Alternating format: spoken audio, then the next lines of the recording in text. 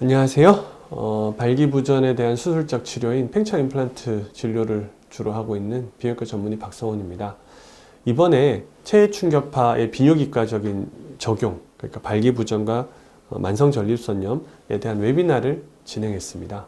한국에는 이제 발기부전에 대한 치료로 체해 충격파가 들어온 게 제 기억이 맞다면 아마 한 17년 정도였던 것 같아요. 2017년, 18년 정도였던 것 같아요. 근데 들어와서 대체 효과가 없다. 그래서 발기부전 치료에 도움이 안 된다. 이런 식으로 팽배하게 이제 인식이 돼 있는 것 같아요. 그런데 제가 이 웨비나를 왜 준비했냐 하면 충격파를 제가 직접 해보니까 효과가 있는 환자들은 정말 드라마틱하게 효과가 있어요. 어떤 환자에게 어떤 종류의 충격파를 얼마의 기간 동안 또 어떻게 적용하는가 이런 것들에 대해서 지금은 그래도 10년간의 연구를 통해서 좀 더 체계적인 결과가 나와 있고 체계적인 소위 말하는 프로토콜이 나와 있기 때문에 이제쯤은 적용해 볼 만하지 않을까. 그래서 적용했고 실제 효과가 괜찮았기 때문에 그러면 이거를 한국에 있는 비뇨기과 선생님들한테도 알려야 되겠다라고 생각해서 웨비나를 준비하게 됐어요.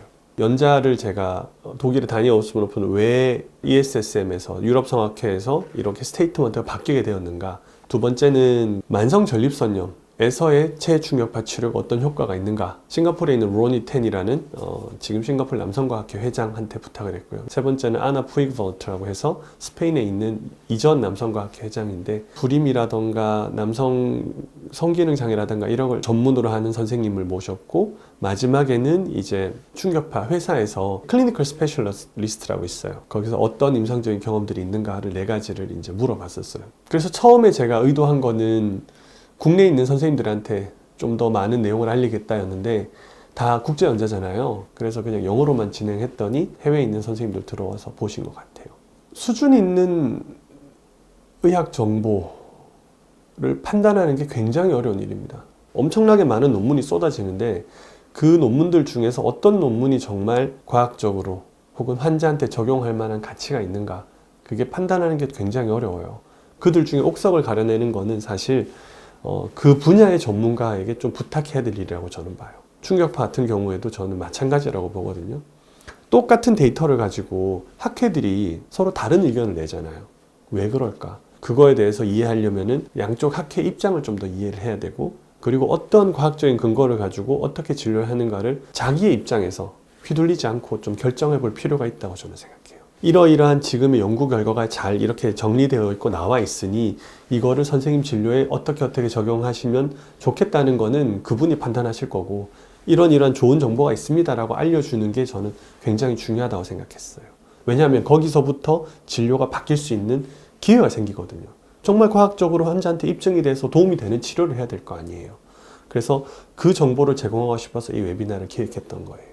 국제 연자들을 데리고 와서 이렇게 강연을 하고 싶었는데 이게 얼마나 전달력이 있었는지는 제가 잘 모르겠어요. 현장에 선생님들이랑 같이 앉아 있었으면 얼굴 보면 좀 알잖아요. 이게 뭔가 전달됐구나 안 됐구나. 근데 뭐 컴퓨터 화면만 바라보고 있으니 알 수는 없었어요. 하지만 새로운 시도를 한 거였으니까 결과는 이제 좀 더 지켜봐야 되겠죠. 그리고 나서 이제 코엑스에서 이번에 의료기기 박람회가 있었는데 6개 신문사들에게 이제 질의응답하는 시간이 있었어요. 참석해서 대답을 했었는데 여러 가지 질문이 있는데 그 중에 제가 기억에 남던 것 중에 하나가, 그럼 발기부전 치료가 앞으로 모든 환자에게 그러면 충격파가 적용이 되는 거냐라고 어떤 기자분이 물어보시더라고요. 그리고 그러면 충격파를 제대로 한다면은 약이나 수술이나 다른 주사나 이런 치료법들이 필요가 없게 된다는 거냐, 이렇게 질문을 하시더라고요.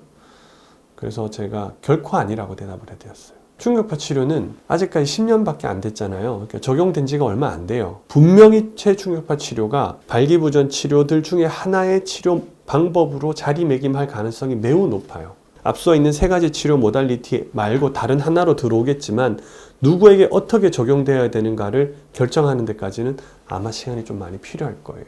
왜? 연구 결과가 필요하니까. 충격파 치료가 모든 환자에게 다 도움이 된다? 그렇지 않아요.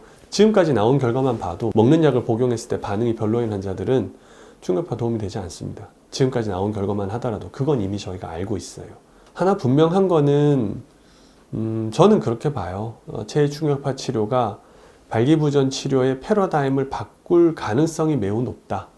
이 패러다임을 바꾼다는 건 쉽지 않거든요. 기존에 저희가 항상 진료하던 대로 뭐 약 드세요, 주사 쓰세요, 수술하세요. 이 세 가지가 아니라 뭔가 하나가 더 늘어나는 거는 생각보다 굉장히 어려운 일이에요. 그거에 대해서 충분한 연구 결과가 있어야 되고 치료자와 환자의 신뢰가 있어야지 그 치료법을 시행할 수 있는 거거든요. 그러니까 새로 나온 게 그런 신뢰를 얻으려면 당연히 연구가 필요하겠죠. 이전에는 학회 나가면은 팽창 임플란트 관련 그 강의만 쫓아다녔거든요. 사실 재생치료에 대해서는 6년 전에 관심을 가져서 보러 다니기도 했는데 그 후에는 효과가 없는 것처럼 처음에 데이터를 많이 나왔으니까 제가 관심을 잃었다가 이제 제가 하면서부터는 다시 관심이 가져지게 되더라고요. 그래서 학회장에서 좀 더 오래 앉아 있어야 되겠구나.